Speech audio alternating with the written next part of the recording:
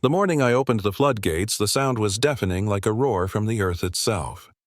A wall of water tore down the valley, smashing through fences and pig pens, pigs squealing as sheds collapsed like paper. Karen Fitzroy, the almighty HOA president, screamed at me from the mud, pointing with trembling hands. "You did this," but the sheriff beside me simply said, "He's got every legal right." That was the day the HOA's little empire drowned in its own lies. My name is Hank Waller. I'm a retired Army engineer, 63 years old, the kind of man who finds peace in sharp tools and quiet mornings. After my wife passed, I bought this land, soft hills, a gravel road, a tin-roof cabin I built myself. But the real heart of my property has always been the dam my grandfather left me. Not some giant Hoover structure, just an earthen embankment steel gate and a clear reservoir fed by springs. I rebuilt it to Army Corps specs permits in a binder inspected and signed off. Legal to the last bolt. That dam was my pride, my inheritance, and I never imagined it would become a battlefield. The HOA used to be a joke, potlucks, trash pickup, and gossip about lawn ornaments. I paid dues, kept my place tidy, and everyone left me alone. That was before Karen. She arrived with a platinum bob and manicured nails, moving into a sleek modern house at the bottom of the hill. 6 months later, she was president of the HOA. And overnight, our sleepy little community turned into a bureaucracy on steroids. New rules, no sheds, no old trucks, no vegetable gardens, no water retention structures. That last one was aimed squarely at me. I laughed the first time I got her letters. Unregulated reservoir potential fire hazard inspection required. I had my permits, my EPA approvals, everything notarized. I walked into her office, tiny converted garage that reeked of lavender and printer toner, and dropped the binder on her desk. HOA doesn't regulate state-approved dams, I told her. She smiled like a snake and said, "We'll see about that." That's when I knew it wasn't about safety. It was about control. After that, the pressure started. Drones hovering over my roof, cars parked half up my driveway.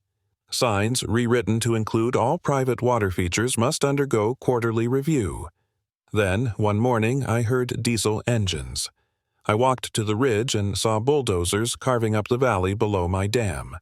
Karen's project a full-blown pig farm right in the discharge path of my reservoir. She called it Silver Ridge Agricultural Co-op, handed out glossy flyers about sustainability, even hosted kids' days where families painted ceramic piglets. But the reality, stench waste runoff fans blasting filth up the slope toward my land.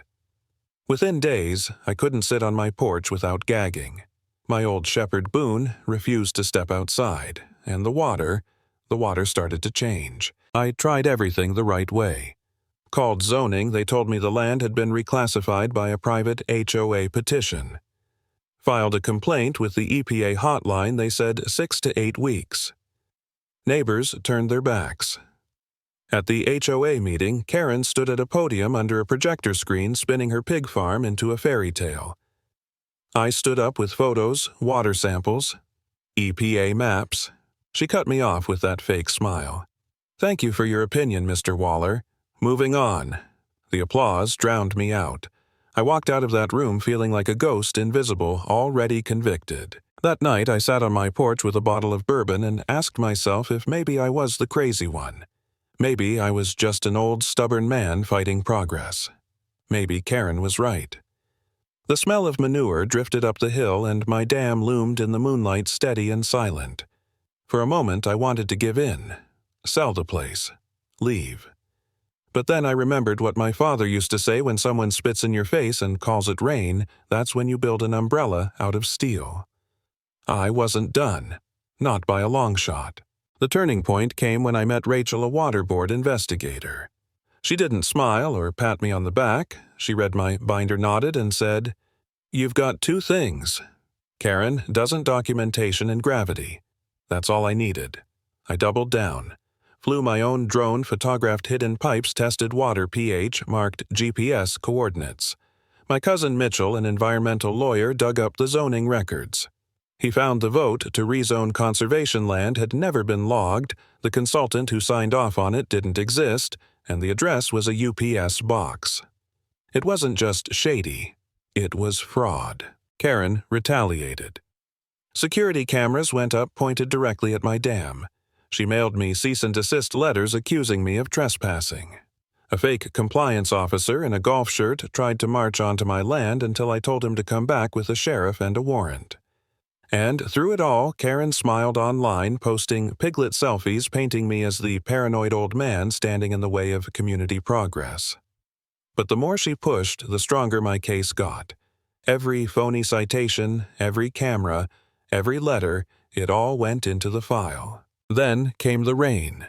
Storm clouds stacked over the ridge, purple and gray, heavy with 3 inches of water, forecasted in less than 12 hours. My gauges showed the reservoir at critical load. I had a legal permit to release. I called Rachel. She said, "Do it by the book, Hank, and make sure someone's watching." So I called Sheriff Dean Holloway, cousin of the mayor. He showed up with his phone camera ready. At exactly 9:34 a.m., under a bruised sky, I turned the crank. The steel gate screamed and then the valley roared.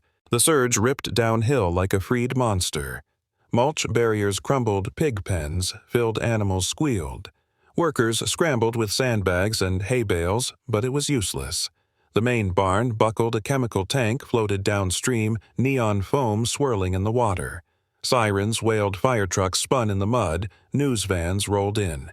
And Karen, Karen, came slipping down in a plastic poncho, shrieking, "Turn it off! You're killing my farm!"